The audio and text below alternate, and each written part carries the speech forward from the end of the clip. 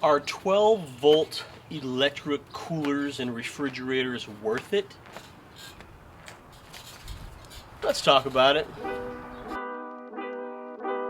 What is going on, friends? Welcome back to the channel. If you're new here, my name is Rob Pelton, and on this channel I do a lot of outdoor adventure stuff, from backpacking and travel and camping to more recently road life by living out of a Subaru Outback. So if you are new, like I said, thanks for stopping by. So we've been living and working out of the Subaru Outback for like 4 months now, going on 5 months, and I upgraded our refrigeration system with this ICECO fridge, and it's been a couple of months since we've used it. So what are my thoughts, and is it worth it if you're thinking about making the switch from a standard cooler to an electric cooler? I'm going to answer that question very, very simply. Yes, it really is worth it. I have the ICECO JP40. I did a review and a first look of this particular fridge in another video, and I'll leave a link to that video down in the description of this one. Now, my thoughts on the ICECO JP40 so far: it's a fantastic and simple refrigeration system for your car or van or truck. I removed this out of the car just to show you a few things. The first one, and the biggest one, is this insulated cover that they actually give you with this particular cooler. It's a little cumbersome to install and take off, but it's got these little Velcro tabs right here that fit around the handles. But once you wrap this around your cooler, there should be no reason to take it off again. But I wanted to show you this whole setup. This JP40 came with this bag. I don't know if all of their models come with something like this, but this one does. I was very hesitant on using it at first because it was just another thing to deal with, but I'm glad I put it on because it made this fridge so much more efficient, and the temperature stayed consistent, and it really did use way less power once I put this bag on. So right on the outside, on one side, there's a couple of accessory pockets. I used to keep power cables in here, but that ended up binding up a little bit on different things I have packed in here. So now I don't keep anything in these pockets, but they're really good for that. And on the back corners that coincide with these vents on the cooler are these mesh panels, and there's one on this corner and one on this corner. This is to keep their compressor from not overheating. This cooler has the top of the line compressor, which is why it's that efficient and that effective and that energy saving. Then of course the little Velcro panels to put your handles through. On the bottom are the little laser cutouts for the feet, so it stays on your platform better. And this bottom is like a grippy type bottom. And then the top is kind of like a clamshell. You got your 2 zippers, and it folds open as you open the cooler, just like you would clam style. And then on top towards the back is a clear window, so you can actually get to your controls. You can see what temperature the fridge is at. You can see if it's on eco mode or max cool mode.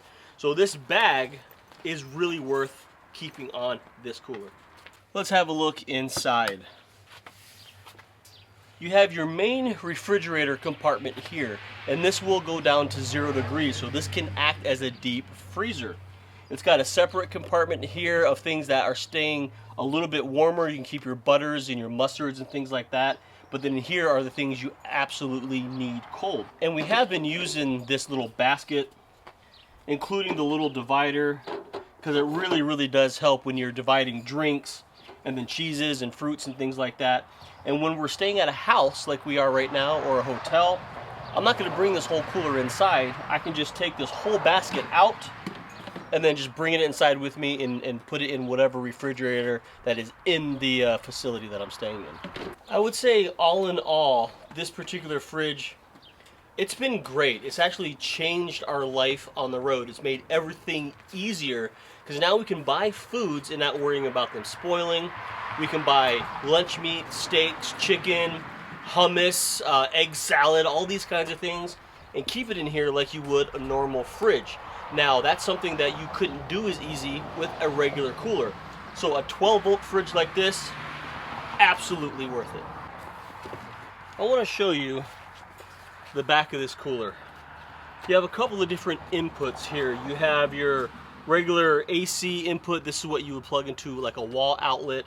And then you have your auxiliary input. This is where you would put like, plug in your solar panels or a charging battery, like a battery bank, like a Jackery or something like that. And then they have this high, medium, low switch.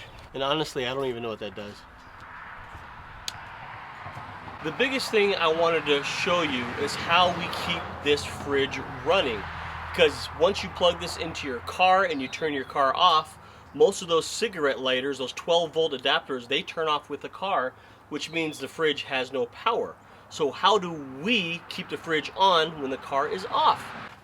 Thankfully, we were already traveling with an EcoFlow power bank. Now this particular one, this is Janelle's. She's used it on road trips for years, but never really used it to its true ability. But we had it and we looked at the specs, and it turns out that this particular battery will run this fridge about a day and a half, right about 36 to 40 hours. And the way all of this is hooked up is really simple.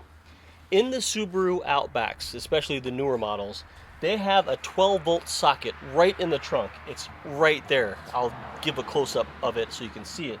But from there, we plug that right into our battery bank, and we charge this when the car is running. So we drive a lot, I mean hours on end, so keeping this charged when we drive is super easy to do. And then from the fridge side, we're actually going to use that 12-volt socket as well, and this will plug into that particular input right there. Now we'll take this side, the 12-volt socket, and this plugs directly into the power bank. Now, when the car is off, the fridge will draw power from the battery bank. And then when the car is on, the car charges the battery bank powers the fridge. And all of that works extremely well. But this now leaves a very big, and I would hope obvious question. How do you charge the power bank if you're camping more than 2 days and not running the car? Well, I'm glad you asked that rather obvious question. This is where we enter solar panels. These solar panels are from EcoFlow, which is the same company as our power bank. These are perfectly paired to give enough power to charge this battery bank in about 2.5 to 3 hours, on a regular day. So when we're out in the middle of nowhere and we have no power and we're not running the car, we hook all of this up. This will charge the battery charges the cooler, and everybody is happy. And I'll do a separate video on how the solar panels and the power bank work in conjunction with the cooler next time we are off-grid camping when we need to hook all this stuff up. I'll show you how this works. Okay, so I love the cooler. But what are some of my gripes on this particular cooler and ICECO? One is where the actual fridge controls are. They're located on the back, way back here. So if I want to change a setting or see what it says, I gotta pull this whole thing out,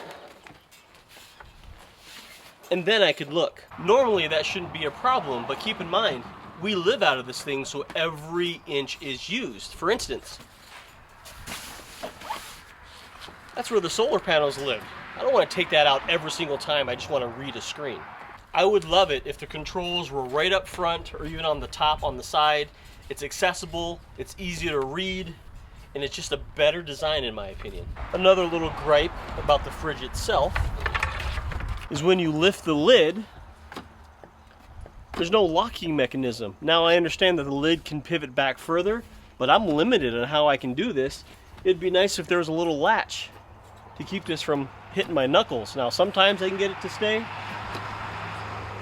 sometimes, but not all the time. Woo. And while we look inside the fridge, another gripe, and I don't know the thought behind this, it's got a light inside, which is great. It illuminates inside so you can see what you're getting. But why is it blue? How about a nice bright white light or just something not blue? The next one is on the actual cover. I love the fact that they provided these accessory pockets. However, I can't get anything in them because, you know, it hits the battery bank and everything. I would love to see an accessory pocket like in the front or in the back, or maybe even something on the lid where I can slide something. So just another little accessory pocket so I actually could put the cables right here and it won't catch on anything. And the last thing on ICECO as a whole, they've been great. We've worked back and forth and talked quite a bit. I really appreciate them supplying me with the fridge because I reached out to them and they were able to hook me up, so thank you, ICECO. However, it seems like a week after I got this cooler, these are like on closeout now, and there's a whole bunch of really cool ICECO fridges out there. Plus, they actually have like new battery packs and things to help power their own fridges. I'd love to get some of that new stuff. Wink, wink, wink. So that is road life using a 12-volt fridge. I went with ICECO because they were the most value for the money. They were very affordable, but more importantly, they had the top of the line compressor that kept everything cold and fresh. And it's well worth paying the price that they asked, much better than just the cheapie from Amazon. Now, ICECO did supply my subscribers with a 12% discount code. I'll have a link to that down in the description of this video. So if you're looking for an ICECO, use my link, use my discount code, get hooked up, and get on the road and make your road life easier. If you have any questions about this, leave those questions, comments down in the area below. I appreciate it. Otherwise, get outside, find your own adventure, and enjoy this big, beautiful world. And we'll see you on the next one. Thanks.